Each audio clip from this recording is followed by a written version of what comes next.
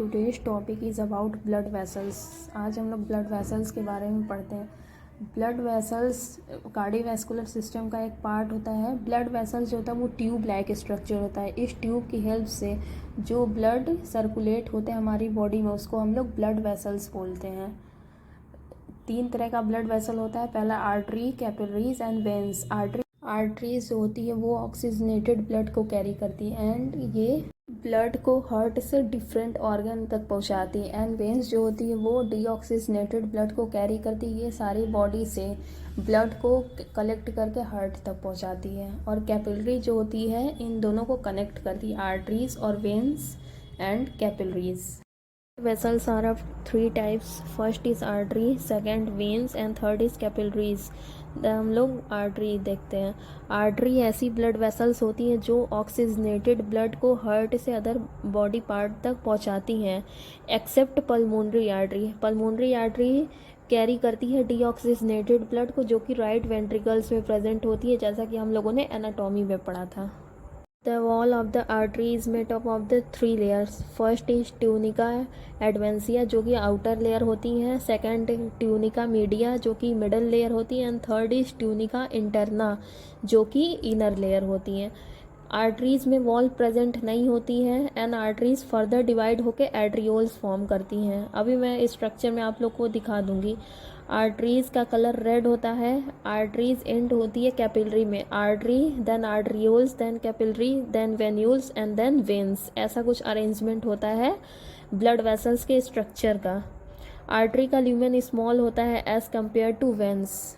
अगर हम बात करते हैं आर्टरी की, तो जो आउटर लेयर होती है, जैसे कि मैंने अभी बताया ट्यूनिका एडवेंसिया, वो थिन होती है as compare to veins. And जो मिडिल लेयर होती है ट्यूनिका मीडिया, वो थिक होती हैं।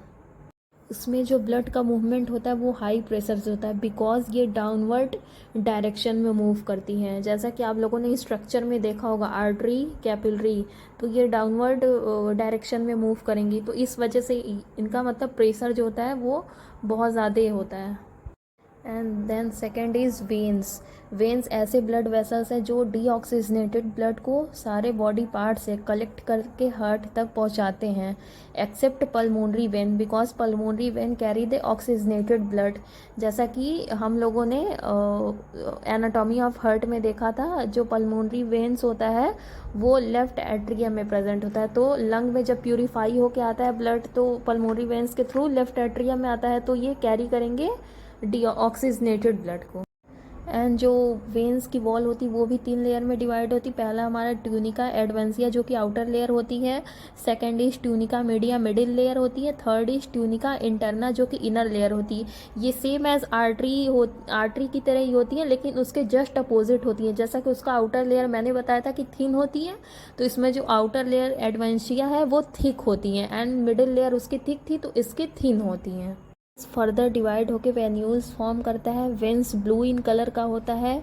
वेन्स का ल्यूमेन जो होता है वो लार्ज होता है as compare to arteries, because arteries का जो ल्यूमेन था वो स्मॉल था। वेन्स में सेमी लूनर वॉल प्रेजेंट होती है जो कि ब्लड को बैकवर्ड फ्लो से रोकती हैं, मीन्स की बैकवर्ड फ्लो को प्रिवेंट करेंगी ये। वेन्स में जो मूवमेंट ऑफ ब्लड होता है वो लो प्रेशर होता है, बिकॉज ये अपवर्ड डायरेक्शन की तरफ मूव करती है, तो इनका डायरेक्शन जस्ट अपोजिट है आर्टरी के, इस वजह से यहाँ पे लो प्रेशर होता है। इसी वजह से यहाँ पे वॉल प्रेजेंट होती है ताकि ब्लड में बैकवर्ड फ्लो ना हो।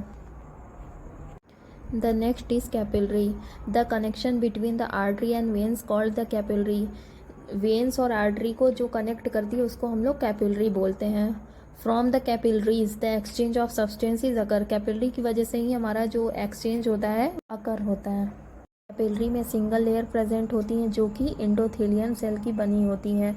मिडिल और आउटर लेयर एब्सेंट होती हैं। फर्स्ट पार्ट कैपिलरी का ऑक्सीजनेटेड ब्लड कैरी करता है बिकॉज ये आर्टरी से कनेक्ट होता है, एंड लास्ट पार्ट कैपिलरी का डीऑक्सीजनेटेड ब्लड कैरी करता है बिकॉज ये वेन्स से कनेक्ट होता है। वॉल्व इसमें प्रेजेंट नहीं होती है, वॉल्व इसमें एब्सेंट होती है। कैपिलरी ब्लूइश रेड कलर का होता है बिकॉज एक साइड आर्टरी से कनेक्ट होता है एंड दूसरे साइड वेन्स से। The next topic is structure of arteries, veins and capillary.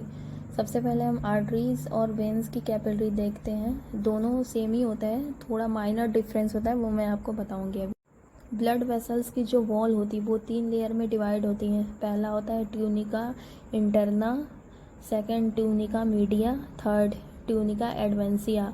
पहला हम लोग ट्यूनिका इंटरना देखते हैं। ये इनर लेयर होती हैं, ये रेगुलेट करते हैं ब्लड प्रेशर को और ब्लड को क्लॉट होने से बचाते हैं। इसमें ब्लड फ्लो स्मूथली होता है। जो लेयर होती है वो सिंपल स्क्वैमस एपिथेलियम से बनी होती है, जिसको कि हम लोग इंडोथेलियम भी बोलते हैं। Second is tunica media. Tunica media middle layer होता है, ये थिक होती हैं। ट्यूनिका मीडिया में circular non striated muscle and elastic fibre present होती हैं। अब हम बात करते हैं तीसरे लेयर की, जो कि ट्यूनिका एक्सटर्ना होती है। ये आउटर मोस्ट लेयर होती हैं, थिकर होती हैं देन ट्यूनिका मीडिया। ये ट्यूनिका मीडिया से थिक होती हैं। ये कोलेजनस एंड इलास्टिक फाइबर और लॉन्गिट्यूडनल मसल फाइबर से बनी होती हैं। अब हम इंटरनल स्ट्रक्चर की स्टडी करते हैं, आर्टरी और वेन्स की। वॉल आर्टरी और वेन्स की जो होती वो सेम होती हैं, outer inner and middle layer, जैसा कि आप डायग्राम में देख रहे हो। लेकिन यहाँ पे माइनर डिफरेंस भी है। जो आर्टरी की आउटर वॉल है, मीन्स की जो इलास्टिन और कोलेजन टिश्यू है, वो आर्टरी का थिक है एज़ कम्पेयर टू वेन्स, ये जो येलो वाली वॉल है। एंड अगर हम मिडिल वॉल की बात करें, ये जो पिंक कलर की है, ये भी वेन्स में थिन है और आर्टरी की थिक है, जो कि स्मूथ मसल की होती हैं, बनी होती हैं। एंड अगर हम इनर की बात करें तो इनर तो दोनों में सेम ही है, इनर में कोई ज़्यादा चेंजिंग नहीं है। इनर वॉल जो होती है वो एंडोथेलियल सेल की बनी होती है। आउटर लेयर में इलास्टिन और कोलेजन प्रेजेंट होते हैं। कोलेजन जो होते हैं वो स्ट्रेंथ प्रोवाइड करते हैं, जिससे अगर ब्लड फ्लो ज़्यादा अमाउंट में हो तो ये ब्लड वेसल्स को डैमेज होने से बचाएगा। एंड जो इलास्टिन है वो इलास्टिसिटी प्रोवाइड करती है, मतलब अगर मसल में स्ट्रेचिंग होती है तो ये बिना रेस्ट्रिक्शन का ब्लड फ्लो कॉन्टीन्यूअस रखेगा। बात करते हैं मिडिल लेयर, जो कि स्मूथ मसल से बनी होती है। सबसे पहले अगर स्मूथ मसल देखें तो ये इनवॉलेंट्री कंट्रोल होता है, ये हम या आप कंट्रोल नहीं कर सकते इसको बॉडी ही कंट्रोल करती है। In cardiovascular system smooth muscle continuous blood flow को मेंटेन करता है। अगर हम बात करें इनर लेयर, जो कि एंडोथेलियल सेल की बनी होती है, ये प्रोवाइड करती है anticoagulant property between the vessel wall and blood. अब हम कैपिलरी देखते हैं।